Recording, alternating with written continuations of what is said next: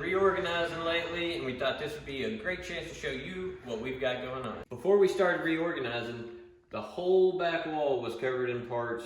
We had parts everywhere, we had trucks everywhere, so we decided to rearrange some things and give things more of a designated location and separate the shop from the storage and yada yada yada. So let me just show you a little bit of what we've had going on. Back here used to be huge 4-foot shelves off the wall, went all the way up to the ceiling, covered in parts. And it went all the way down and it was scattered everywhere. Now, everything this way is only parts. We used to have our wiring harnesses hanging on the wall over there, and it took up the entire wall. So I tried to think of a way to make it more accessible and also not take up so much space. So we've got our blue shelf here. We've still got our accessories and things like that on there, but I have added in this rack that holds all of our harnesses, fuel lines, and things of the like. Here we've got radiators, condensers, electric fans. Over here we've got a few good tires. We've got brake reservoirs, vacuum boosters, pedal assemblies, ABSs, water pumps, headlights, steering shafts, power steering pumps, alternators, AC compressors, mufflers, intakes, HVAC units, dashes, steering columns, seats.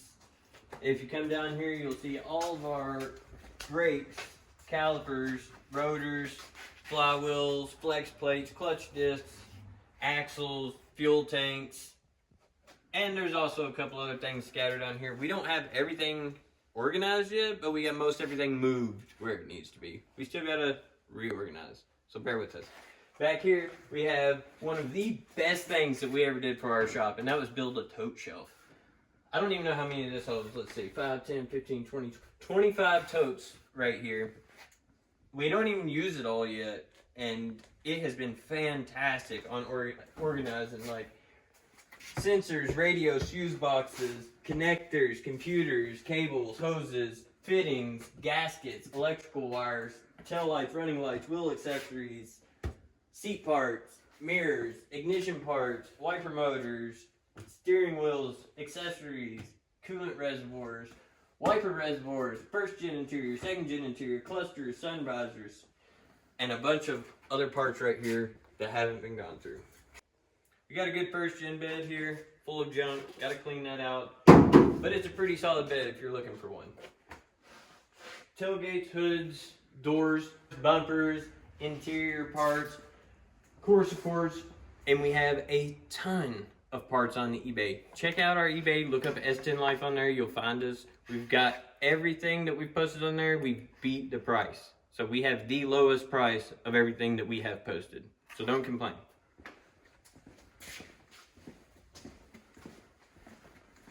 So this is mostly organized, mostly moved into the right spot. We've got things kindly where we want them, but over on this side is parts overflow and a lot of other junk. So if you come check this out, we've got a whole 4.3 right here, rebuild kit and everything that we hit the pause button on and swapped a good 4.3 into the crew cab that we had. You can check out those videos. Transmissions, transfer cases, front discs, rear axles, parts 2.2, and a bunch of junk down there and wood. We've got the Benzer coming up, and I know I've talked about this a lot and I haven't done a lot with it, but I'm really looking forward to doing this. This is a slammed 97 Blazer, brand new suspension all the way front and rear, no engine, no transmission, and we bought it like that. This is a 1980 240D Mercedes 4-cylinder diesel with a 4-speed manual that me and Bryce went all the way to Monticello, Kentucky to get in the red truck. Probably completely illegal, Went and got this thing, test drove it, no title, no windshield, total parts car, but we're gonna swap this drivetrain into this Blazer. But I don't want to talk too much about it because we're gonna have a full episode coming on that soon, so just stay tuned. When we was doing our reorganizing, we also did a little bit of decorating. This is the first time that we've got to do any type of decorating. And that's one thing I really looked forward to when we did our reorganizing, was I was going to be able to get rid of all the parts, get them out of sight, and have a nice open workshop with decor on the wall. So we went around and looked for anything cool that we could to hang on the wall. And I'll show you a couple of things, but I'm going to go ahead and ask you if you've got anything cool that you think would look awesome on our wall. Holler at us and we'll send you our address and you can send it to us and we'll cover the shipping. I'll show you a couple of the things we've got going on right now. This is the grill out of our 2011 Silverado. It was the first vehicle we bought from Copart. And I'm sure you caught some of those Copart series. This is the first vehicle that we bought from there. It was an amazing transformation, one of our most proud moments. And I'll insert a picture of it right here just so you can see how far it came before and after.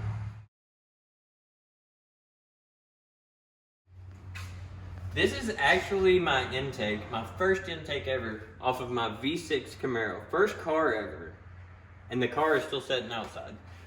But I blew the engine up as a teenager, swapped the engine over, kept the intake, and now it makes great wall decor. LS Fest 2022. That was a hard one to forget. Here's the Sin 10, me, and Zach wearing a Fuck Your Ford Ranger shirt standing next to Weston Champlin's LS Swap turbocharged Ford Ranger. Now, I'm sure you guys have already seen me making a fuss on the internet. Calendars are coming up soon. They're still available for pre-order right now, but we have ordered them, and as soon as they come in, pre-orders are over and the price is going up, so get them while you can. Thrasher magazine, because we're OG gangsters. Don't fuck with us. We'll drop your ass. Bryce had on his wall for 100 years. Finally moved to HQ here. Love it. We've got the Pink Floyd Dark Side of the Moon board that I got in Louisville like 2015 or something like that. This board right there, so many never been done tricks. Personal never been done tricks that I've landed on that. I'm gonna try and think of one right now. Big Drop, Bowling Green Skate Park. Fakey big hill flip off of Big Drop.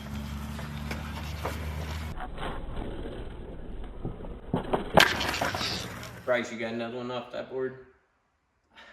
That was like, I was priming on that board hard. Oh shit, there's too many to even think of one. There's too many. There's another board right there. That board and that board right there is, I've probably got the greatest tricks ever on those two boards. Moving on a little bit, we got some fan art right here. This is from Rye Guy Pinstripes on Instagram, all the way from Canada. This is from 2018. We got another one right here from him. And if you want to flip it over, it's actual signs. Got a few things on the website hanging on the wall that I can show you real quick. We've got our hangers here. We've got these in SUV, second gen, first gen. We've also got them in trucks, extended cabs. We've got the first gen 82 to 89 front end cut out. Those are available on our site. LS Fest 2020. There's Elizabeth back when she was a blonde, cleaning the Centennial wheels. Dun, dun, dun, dun. This is a NOS C8 badge. One of many that I have from the Corvette assembly plant. Oh, man. Here's a good one. Let's see if I can get this in the light. This is the first turbo. Okay, let me backtrack. This is the second turbo that was on the Sin 10. This is my first 7875 that was on there. I had one turbo on there. Not going to tell that story. It was not on there very long. Then I went and bought this one, put on there. We was on our way to LS Fest, and I was not turboed for very long, and I really liked hearing the turbo noises. And I didn't have the oil system right, evidently. Starved it for oil and locked it up on my way to LS Fest the first year I was turboed. So check out the damage. Can you guys see how destroyed that wheel is right there? You know, the funny thing is, it used to be locked up, but now it's not locked up anymore. I don't know what happened, but it's not locked up. So that goes on the shelf over here. Got the ball joint of death that I somehow survived. Matt Loxton pulled this off of my truck. As a daily driver, I dropped it off at his house to get some front end work, and that was in there. So I'm glad that didn't break while I was driving. Got this from, I've been waiting to show you guys this. I got this when I was thrifting a few years ago. It was a remote control car, but it was a wired remote control car. Somewhere on it, the wires have been cut. But the cool thing about this thing is, not only is it a second gen S10, not only does it say extreme on there, but they have a 96-97 front end blazer swap on this mold of an S10. A modded body right from the toy plant. How cool is that? This is the same front end swap I have on my personal four-wheel drive S10. LS Fest 2019, the Sin 10, and Leroy the Savage. Also, we got some artwork of the Sin 10 commissioned by Holsworth Art on Instagram. We've got the wheel collection here. Centennial Corvette wheels, C5 wagon wheels, C4 saw blades, C4 salad shooters, I think they call these. And these are actually Canyon snowflakes that are supposed to be going on that truck I was just talking about that has that front end swap. Down here, we got the drag slicks for the Sin 10, a good set of stock winter tires for the Bravado, some Burner Extreme wheels and tires, Bryce's Steely burners, and one of Bryce's wheels for his Blazer. And that's pretty much the wheels collection. Although we do have about 50 more wheels, they are stored out there and they're not special. So they live outside. This is Bryce's dad's truck. He didn't have it very long. It's a 2.2 5-speed and he blew it up. So he's gonna LS swap it! Just kidding, we're putting another 2.2 back in it. This thing's pretty sweet though. It's the dark cherry metallic. And Bryce don't like them, but I like these centerline wheels on there. Give them a close up on that. I like those wheels. It's like the way they're cut out. They're like billet. I love the way they look. I had a set of Pro Stars one time, and they was like stamped aluminum and put together. I didn't like the way they was made. I like those a lot.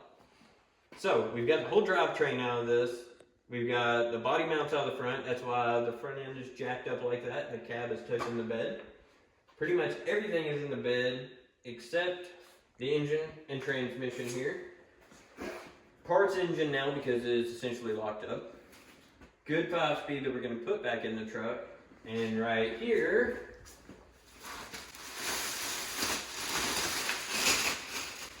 is our good 2.2 that is going in that.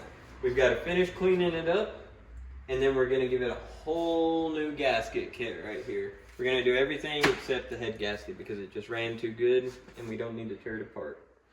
We might do a video covering the gaskets. We might do a video installing the gaskets, but we haven't been filming much on this process. So we just haven't been filming much lately to begin with. We've been busy as can be. So we may do a gaskets video on this, but I can't promise you that. While we're over here, let me show you the S10 Life sign. This is available on the website.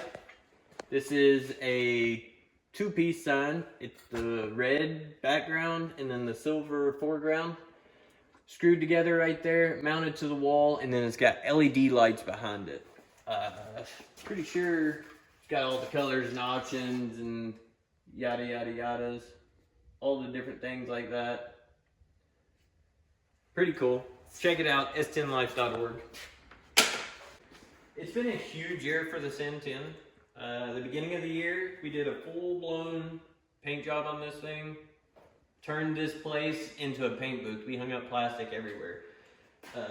It was an absolute experience. It was way harder than I thought it was going to be. Way more time consuming than I thought it was going to be. And it cost way more money than I thought it was going to cost. But I'm really happy with the way it turned out. Elizabeth did the majority of the paint job, and it was her first actual paint job, paint gun, all that stuff. We didn't rattle can it. We did a flat white base coat, and then we did a flat clear coat that had pearl mixed in with it.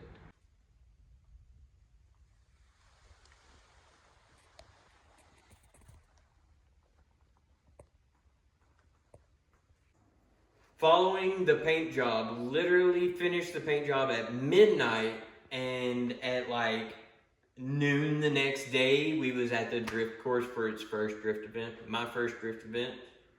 Our first drift event in general. We had been to drift events at LS Fest, but this was totally different. It's grassroots, everybody was welcome kind of vibe. This winter, I definitely want to do some changes to this thing. I want to put some coilovers on the front of it. I've got just some cheapy base springs on it right now, and the rest of it's stock on the front. The steering is stock, the brakes are stock, all of it's stock up here. Want to get some coilovers on there, want to get an angle kit on there. That's all I've got planned for the front of it, but as far as the back goes, I want to change up my handbrake setup. Right now, the handbrake goes to the back brakes and their discs, but it's in line, so to speak. So when I pull the handbrake, I can't really use my foot brake. If I put dual calipers on the back, I can get away with that. I can have my handbrake going to one set of calipers and then my foot brake going to the regular caliper. So we did the paint job, we took it drifting, and then after the second drift event, the truck started acting ridiculous, running terrible. We ended up putting a Holley Terminator X on there, bigger injectors, and we got to take it to the track. We took it to Decker Boys and we took it to Beach Bend. It ran a record pass of 1277 at 108 miles an hour. That's totally untuned. That's just me with no experience, starting the vehicle, letting it learn what it can learn, learning what I can learn, making some small adjustments. I haven't done any serious adjustments to it. But we got the Terminator X on there and it runs great. It could use some tuning, but it runs great. The only other thing I'd really like to change performance-wise is putting a cam in this thing. It's a bone stock 4.8, and I've been told non-stop over and over and over, you need to cam that, you need to cam that. I do need to cam it. I've been riding this stock cam for the last 10 years that this thing's been swapped. It needs that shop. So if you've got any suggestions of cams that could go in this stock 4.8 rear mount turbo stick shift, drop some suggestions in the comments, and we will see you on the next episode here at S10 Life.